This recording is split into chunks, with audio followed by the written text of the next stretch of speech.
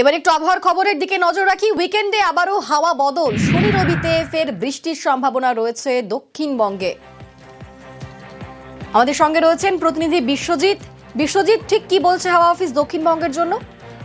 দেখো, দক্ষিণবঙ্গে ওই উইকেন্ডে অর্থাৎ শনি রবিবারে বঙ্গোপসাগর থেকে জলীয় বাষ্প ঢুকবে এবং অন্যদিকে আমরা জানি যে শুষ্ক আবহাওয়া শুরু হয়েছে, তাই উত্তর পশ্চিমের যে হাওয়া সেই হাওয়াও আসবে।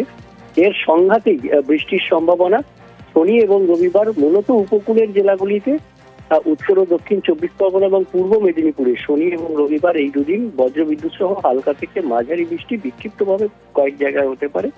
তবে মেঘলা আকাশ হতে পারে উপকূলের জেলাগুলিতে এবং কলকাতা সহ অন্যান্য জেলাতেও আংশিক মেঘলা আকাশ হতে পারে এবং ছিটেফোঁটা বৃষ্টি এই 3 জেলা ছাড়াও বাকি সংলগ্ন 2-1 জেলাতেও হতে পারে, এমনটাই সম্ভাবনার কথা জানাচ্ছে আলিপুর আবহাওয়া দপ্তর।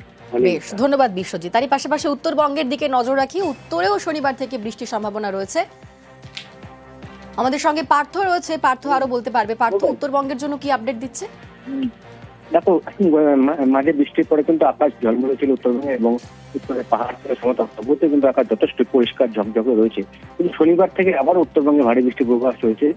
শনিবার থেকে টানা কয়েকদিন কিন্তু উত্তরে বিশেষ করে পাহাড় এবং সমতলের জেলাগুলিতে কিন্তু ভারী থেকে অতি ভারী বৃষ্টির পূর্বাভাস দিয়েছে আবহাওয়া দপ্তর। তাই এইভাবে গত কয়েকদিনের গত সপ্তাহে যেমন বৃষ্টিটা হয়েছিল তারপর থেকে কিছুটা স্বস্তি ফিরলে আবার কিন্তু দুশ্চিন্তা গ্রাস করতে গোটা উত্তর জুড়ে। বেশ, ধন্যবাদ পার্থ।